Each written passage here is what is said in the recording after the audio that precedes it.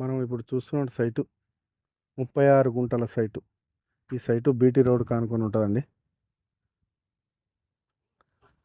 ఈ site north ఫేసింగ్తో రావడం జరిగిందండి. ఇదిగో మనం ఇప్పుడు సైట్లోకి వెళ్తున్నాం. చుట్టూ మక్కేసి ఉందండి ఇందులో.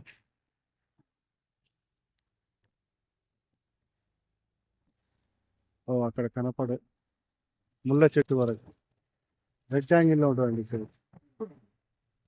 రెక్టాంగిల్లో ఉంటుంది సైట్. విలేజ్కి దగ్గరలో ఉంటుంది. ఇది కరుగొప్పల మండలికి వచ్చేసి 4 కిలోమీటర్ల దూరంలో ఉంటుందండి.